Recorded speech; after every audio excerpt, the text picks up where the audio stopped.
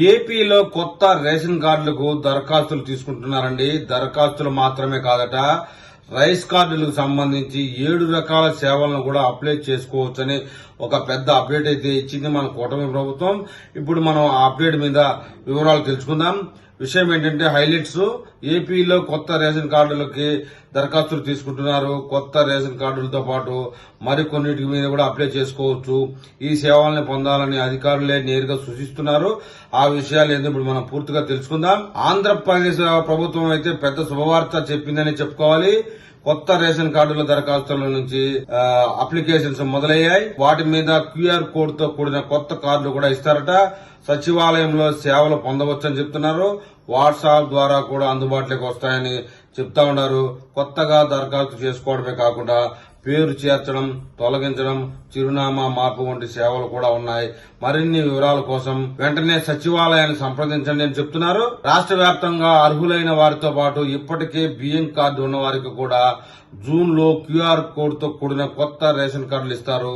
గ్రామ, వార్డు సచివాలయాల్లో బియ్యం కార్డుకు సంబంధించిన సేవలైతే పొందవచ్చని చెప్తున్నారు. వచ్చే వారం నుండి వాట్సాప్ ద్వారా కూడా ఈ సేవలు అందుబాటులోకి వస్తాయి. ప్రభుత్వం ఒంటరి మహిళలు, ఆశ్రమాల్లో ఉండే వారికి కూడా బియ్యం కార్డులు ఇవ్వాలని ప్లాన్ చేస్తుంది.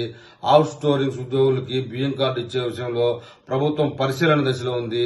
కొత్త రేషన్ కార్డుకు దరఖాస్తు చేసుకోవడం ఒకటి మాత్రమే కాదు, మరికొన్ని సేవలను కూడా ప్రభుత్వం అందుబాటులోకి తీసుకొచ్చింది అని చెప్తున్నారు. సచివాలయాల్లో రేషన్ కార్డుకు సంబంధించి 7 రకాల సేవల్ని అందుబాటులోకి తెచ్చారట.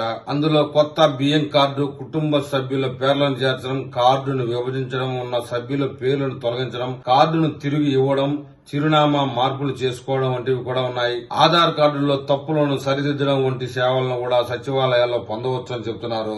దీనికి సంబంధించిన ధృవీకరణ పత్రాలను కూడా సమర్పించాల్సి ఉంటుందని చెప్తా ఉన్నారు.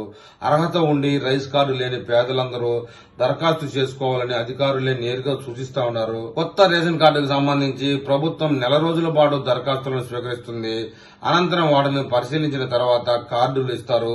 రేషన్ కార్డుల్లో మార్పులు, చేర్పులకి అవకాశం కల్పించడంతో ప్రజలైతే సంతోషాన్ని వ్యక్తం చేస్తున్నారని చెప్తున్నారు. గతంలో తప్పుడు చిరునామా పేర్లతో తప్పులు ఉండడం వల్ల చాలా ఇబ్బందులు పడ్డారు. ఇప్పుడు మార్పులు చేసుకునే అవకాశం ఉండడంతో ఊరట దక్కిందని పాత రేషన్ కార్డుల లబ్దిదారులకు జూన్ లో క్యూఆర్ కోడ్ తో కూడిన కొత్త రేషన్ కార్డులు ఇస్తారని చెప్తున్నారు. ఈ అవకాశాన్ని అందరూ సద్వినియోగం చేసుకోవాలని నేరుగా అధికారులు చూస్తున్నారండి.